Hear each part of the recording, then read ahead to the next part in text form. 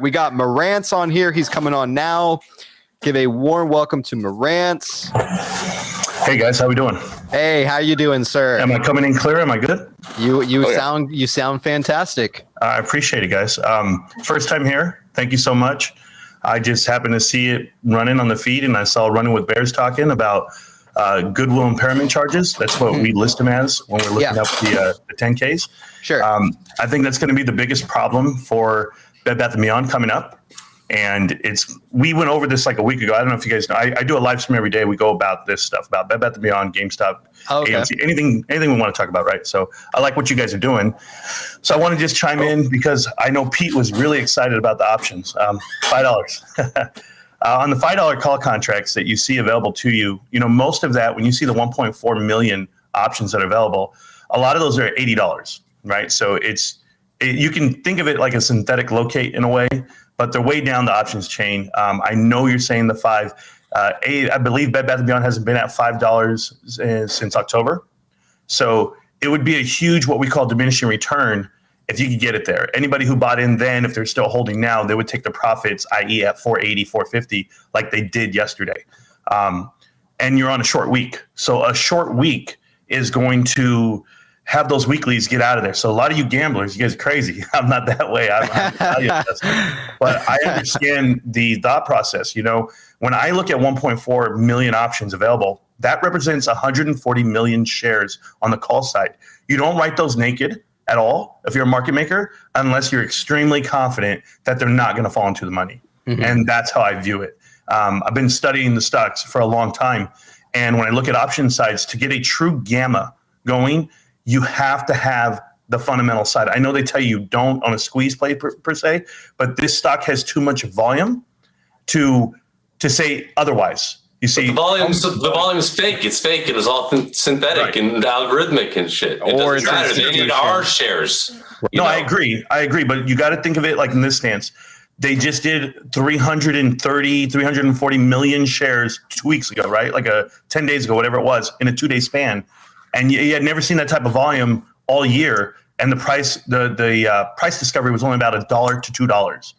That gets people excited for the options, but it's just Chicago gutting you dry. When this balance sheet came out the other day, when I was reading it, they're negative $600 million, but the impairment charge hasn't even showed up yet. When the impairment charge shows up, if you guys go look at GameStop in 2018, GameStop actually made a profit in 2018. But impairment charges of the short that they did to the stock price, when they took it all the way down to $2, they incurred a $960 million impairment charge. That means the balance sheet shows a negative $683 million on the books because of that. You're going to see a problem with Bed Bath & Beyond. Either they have to find private equity or a cash infusion of some kind, or they're really going to have to just come out with it and say, you know what, our stock's worth $1, $2. Right. The thesis is that shorts need to close now because they're failing to deliver and on the reg show and all that shit. Yeah, but I think it can ride out. I think the announcement that you're looking for, because PPC's here, I've never met you guys, but he's letting you know, like you're waiting on something like M&A wise, but the 3 guys they put on the board are built for that. But why is it running to begin with? Why is it running? What do you mean? Yeah, so it went from $1.30 to whatever to $5 out of nowhere. And it was $5 like okay, so I have a whole different theory on this stuff, but my rabbit hole is way too deep for you guys. I don't want to put it onto you guys that way. That's okay. We want to hear it. They're just sold short. They're just completely sold short. They sold more than the float short. So what does it run with? I'm just curious. Bed Bath & Beyond runs with GameStop, right? The memes. It runs with GameStop. Sure. It runs with AMC. It runs with... Let's just stay with those two for a second. Ape is very important. That's a very important. Let's stay with those two, though, right? I know Ape is. Oh, yeah, good. Is that. But let's just stay with AMC and Bed Bath & Beyond. What's the common denominator? They're lawyers, right? They both have Kirkland & Ellis.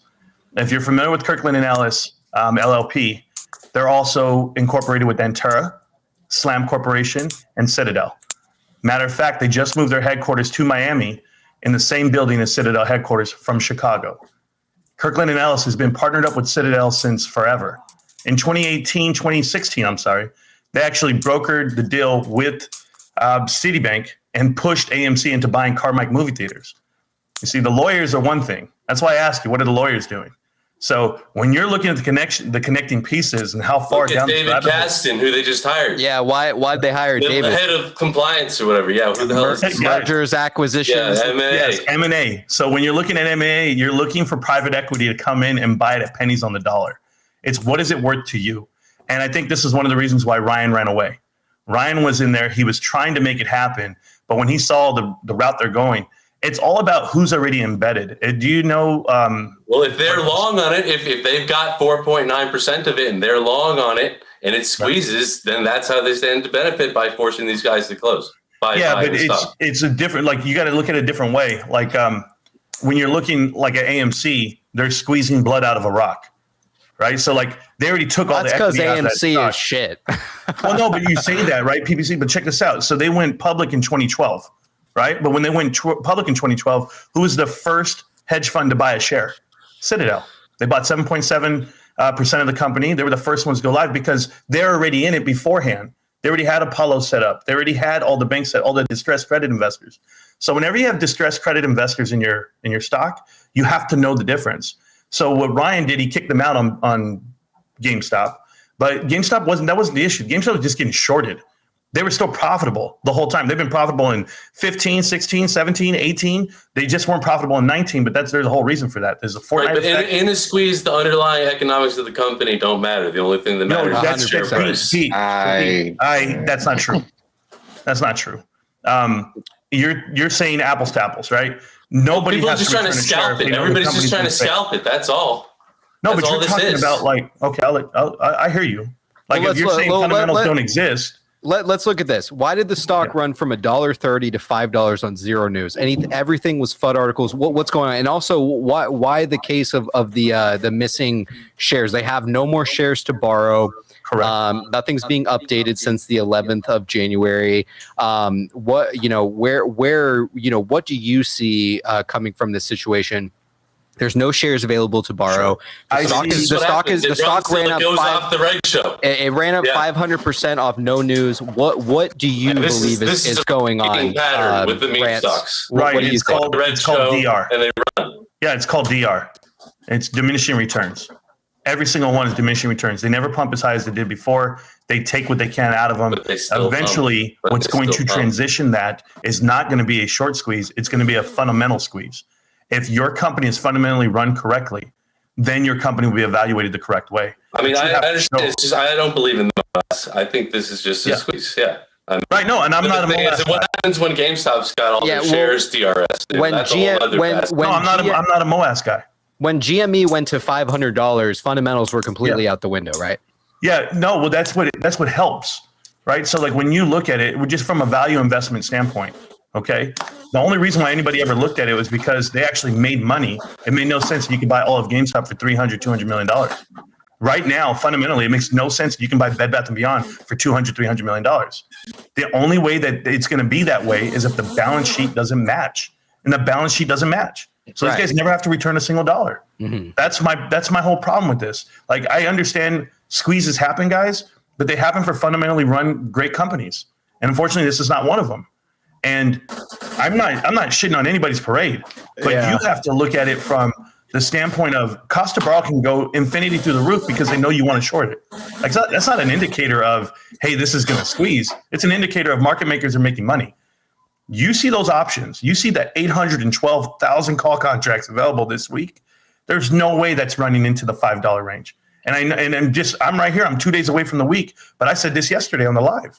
I said, guys, all they're doing is pumping it to pull it from you by tomorrow. I mean, it hit like 4.7 something today. Yeah, but it's a DR. It's a DR. And so I want you to study that, though. That's the best part about it. Hey, look, I love that you're coming on to explain some of those things because, you know, that's the whole point of the show is that we don't want it to be one-sided only with people who are bullish on the company. Look, if you feel let me just ask you, are you bullish or bearish on the company?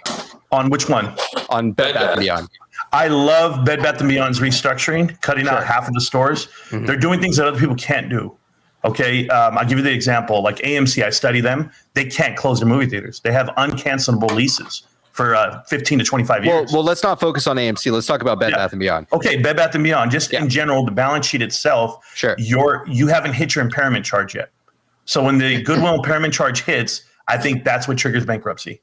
I don't know. Really like, I'll pause. Let's pause there. Like, we keep saying goodwill impairment. Like, I looked at the balance sheet. Like, there is no, like, goodwill's an intangible asset, right? Right, but it's an annual evaluation of your company. So right. So from like, if we're talking pure accounting perspective, like, goodwill comes in when you buy a company for more than it's worth, right? So you buy a company for $100. It's technically only booked for 80. So you book 20 for goodwill. Right. And then you test it annually. I get what you're saying, but the only disconnect I'm having is that there's no goodwill currently. So if we're talking about the stock price running down and taking some P&L charge off of that, I don't. So can I tell you how you look that up? So you look at last year's 10K, you get that goodwill price, and then you're going to be able to evaluate. There is no goodwill on like the last 10K. There is no goodwill. Okay. It's $0.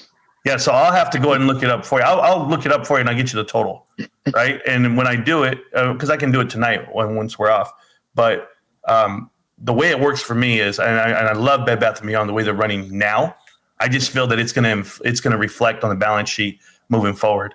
No, I've been saying that. Like my post, like this community has been pretty nice to me, all things considered. But I'm just from a CPA perspective, like, laid out like, okay, this is what you're up against. It's a tough road. Like, I've seen companies with the worst financials come out of this, but it's still a tough road, right? So I just totally agree. And everyone's been super receptive about that. So I try to make sure I'm being objective with, okay, let's read the financials, and then also I can forward look. So I'm a CMA as well, right? It's like I get the strategy part of this, but in terms of the goodwill charge, I don't think I know it's applicable in other companies, like, because there is goodwill to begin with, but there is no goodwill in this case. There's just okay. So I'll tell you. So the goodwill impairment charge for Bed Bath & Beyond was $36.5 million in 2021. 127 that was all due to assets, though. What was that? I see what you read. So if you keep reading, it's actually related to asset write down, not goodwill. It just happens to be goodwill and other indefinite. Yeah. So if you look at the very bottom, it says impairments of $391.1 million, primarily as a result of sustained decline in our market capitalization. That's the stock price. Capitalization. So okay. $391 million was last year on the balance sheet. So it's the first thing. I'll tell you what page it's on. It's on page 32 of the annual. So real quick, let me just interject while you guys are looking that up. So just curious. So let's say that in a scenario that they announce MA, right? Yes. All of a sudden the company becomes worth something. It goes from being something that's viewed as being bankrupt to being something that's worth something. What then would you assume would be next in terms of a squeeze? So let's say we get MA announcement tomorrow out of nowhere. It just comes out of the blue. We get the 10Q. We see what's going on. Are you feeling more bullish in that sense that the squeeze would happen, or are you just basically saying that the squeeze is not going to happen if the company's bankrupt? Fundamentals are everything about a squeeze. Is that your stance? They're not everything. Obviously, you have to have the over leverage from the shorts themselves. If they over leverage themselves, if they didn't do the due diligence as far as risk assessment, that could really come into play. If someone's going to buy them out tomorrow, the parent company that's announced would matter. It would really matter, because then you know what the backing is financially. Right. From our standpoint, if you look at it, like you guys all know who like a guy like Kaiz Malej is, right? Like where he's so bullish on Ryan Cohen coming in or someone else coming in and saving the day, because he has call contracts that expire this Friday. Like I know it. I interviewed him. I talked to him. But the only way that you can see it going in a different direction is if you had a cash infusion. A cash infusion would be so positive for them. But they didn't cut out enough. When I looked at the losses, I saw that they were like negative $600 million to do business versus the $500 million for the previous quarter. And they cut out like half of their business. So I have to go look at the sheet again, because I broke it down like a week ago. I haven't looked at it lately. Like it's not on the top of my head. But the reason why I'm talking about goodwill to people is because when you're looking at it on a balance sheet standpoint, it'll come off as a negative. It'll show that negative, and it's an annual assessment. So, like that 391 million, like it was like I pulled the statement. No, I do appreciate the dialogue, like talking through this stuff. So in 2019, they did have 391 million booked as goodwill, which is an asset, right? So you would find in the asset section, but in the, like per this disclosure, right, they impaired it all, right? So they impaired the 391.1, which is exactly what it was year in 2019. So that's why there is no goodwill anymore, is because it was completely written off. And anything past that, we're just seeing write-offs from fixed asset stuff, right? Like store level assets. Right. Right. So when you start giving a valuation of your assets, right, I think that they're going to total more than the stock price. So I don't think the stock price is going to be indicative of what it is. Well, yeah, no, it's good. It's a good comment. There's two separate things though, right? Because we're talking about just the straight up and down book value, which is going to be subject to impairments and everything. And then there's going to be what the market prices that at, right? So I think there's like your brand, all that. Yeah. Why did we run from $1 to $5? I'm just curious. Yes, please, somebody tell me. Yes, I'm telling you what why. it is. Why is it? In a way of not saying it like to be so. It would be controlled by shorts, right? So retail doesn't have that money to move the market. Diminishing returns to squeeze out more out of you. It's happened this whole time frame on every single stock, even GameStop, even AMC, everything you see they've been squeezing as much as they can out of each one. The only thing that's going to trigger a stock to go the opposite direction would be the true fundamentals of it.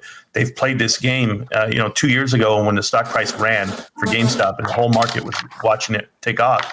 Right after that, what you saw was distressed credit investors trigger certain stocks, Rocket Mortgage. There was other ones that people started running into, the Mullins and everything else that people want to get. You saw them pump for a day or two, but they just go get liquidity out of it to fight you. And that's what it looks like. So it's like a battle we can't win. But if you're trying to make money or swing it or whatever you may be, I just think like fives are out of reach. That's just my honest opinion. But I mean, I could be wrong. I've been wrong before. But that call volume, it wasn't me buying all those calls. I don't have that money. No, it's not. Yeah, I do think. I don't think it was retail, man. Look at all the money that was spent in calls today. Yeah, I think it's too much. I think it's not retail. I think it was. I mean, right. I think it's them in a way, but you're hedging. So are they right? just going to lose that? Why is there so many? Why is there billions of dollars in calls? Is my question. Why is there so many? That if that's not retail, they're rolling them out to like way the fuck out. Why would they buy these calls way the fuck out Can't you roll them? I mean, it's just like for me, I think about like synthetic locates, right?